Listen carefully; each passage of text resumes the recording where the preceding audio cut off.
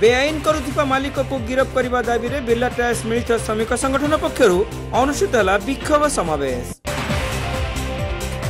Baleshwar Birla tyres मिलित श्रमिक संगठन पक्षर श्रमिक मानकर विभिन्न दाबी को नहीं एक प्रतिवाद सभा एवं विक्षोभ कार्यक्रम अनुष्ठित हो जाइछि। एही परिप्रेक्षी में मिलित संगठन पक्षर एक शोभायात्रा गांधी स्मृति भवन निकटर बाहरी सहर परिक्रमा करने सह जिलापाल कार्यालय सम्मुख में पहुंचीला। बिर्ला टायर्स दीर्घ वर्ष कार्य कर आसिथिबा श्रमिक एवं कर्मचारी और सेमानकर परिवार वर्ग जिलापाल ऑफिस सम्मुख में विक्षोभ प्रदर्शन करी बालेश्वर में आईन रो शासन आमर दाबी श्रम दफ्तर को जालियाती और मिथ्या तथ्य देइथिबा वर्तमान कारखाना कर्तृपक्ष को गिरफ्त कर एनसीएलटी का आदेश को कार्यकारी करी समस्त श्रमिकों को नियुक्ति एवं सेमानक प्राप्य प्रदान कर एमिति विभिन्न नारा दे विक्षोभ प्रदर्शन करथिले।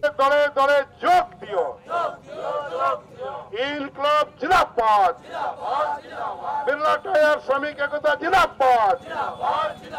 पीयूएसीसी जिंदाबाद, बालेश्वर श्रमिक एकता जिंदाबाद, मालिकों को गिरफ्त करो। आईन मानु नथवा वर्तमान बिर्ला टायर मालिकों को कहीं की गिरफ्त करो जिलापाल तमें जवाब दियो।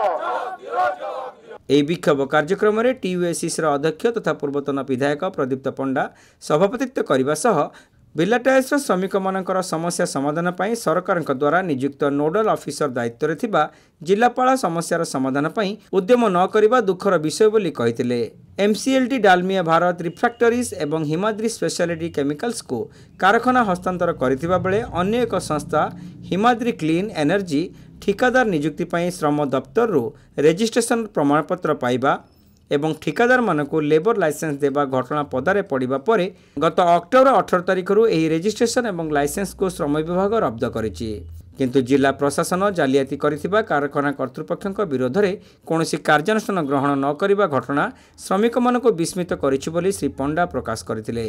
गिरफ दाबी करजे जो बेआईन भाव में सेठी चली वर्कर खाली मरीजे जड़े से कहीं दायी ना ठीक भाव कंट्राक्टर ना ठीक भाव मालिक ना एवं सर्टिफिकेट फर्जीर सेटा को एमाने काढ़ी नहीं सारे अलरेडी कले कि फैक्ट्री चलती कहीं जब मरीज बालेश्वर लोक मर गोटे श्रमिक मर यार कथा किए बुझब आम रखीचु से गिरफ कहीं करा कौन कार्यानुष्ठान एआईटीयूसी जिला सभापति भागवत प्रतिहारी सीआईटीयू नेता प्रेमरंजन पात्र समेत टीयूएससीसी उपसभापति शांतनु दास संपादक गौरांग पाणिग्राही प्रमुख बिर्ला टायर्स श्रमिक मानकर दाबी एवं आंदोलन को दृढ़ समर्थन जणाइथिले। श्रमिक जो माने बिर्ला टायर्स रे कार्य करुले चाकरी ये कंटिन्यूटी अच्छी किंतु दीर्घ 2 वर्ष हो गलानी एपर्यंत पुराना श्रमिक मानू क्या निजुक्ति दिगला ना। आज 17 दिन हो गला सेठी बिर्ला टायर्स रे बेआईन भाव में कार्य चली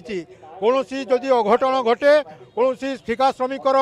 जदि दुर्घटनाग्रस्त हुए ताकू वर्तमान कहीं ता पिठी पड़े ना ताकू कहीं क्षतिपूरण ताकू मिल ना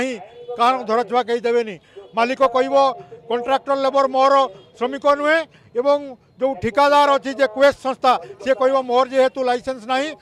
लेबर डिपार्टमेंट कैंसल कर देछि से माने मोर श्रमिक नुहंती तेणु ये जो बेआईन कार्य चली ये बेआईन कार्य गत 18/10/2025 करू चली जिलापाल जी कि नोडाल ऑफिसर भाव में प्रिंसिपल सेक्रेटरी इंडस्ट्री डिपार्टमेंट द्वारा नियुक्त होते सी या समाधान करने परिवर्ते ये बेआईन कार्यगुड़ी को प्रशय देते। तेणु आज आम दाबी करुचु जे जो डीबीआरएल बा डालमिया भारत रिफ्रैक्टरीज लिमिटेड एवं हिमाद्री स्पेशलिटी केमिकल्स एवं वर्तमान गोटे आगंतुक कंपनी जहाँ को से प्रिंसिपल एम्प्लॉयर बोली कहते जार आईनगत स्टेटस किसी ना सी हूँ हिमाद्री क्लीन एनर्जी लिमिटेड जहाँ ना कंट्राक्टर नियुक्ति रजिस्ट्रेशन नहीं बातिल करिसंती लेबर डिपार्टमेंट विलंब रहे तेणु आम दाबी करुचु आज ये विक्षोभ समावेश माध्यम जे जिलापाल बालेश्वर रे आईन रो शासन को कायम करंतु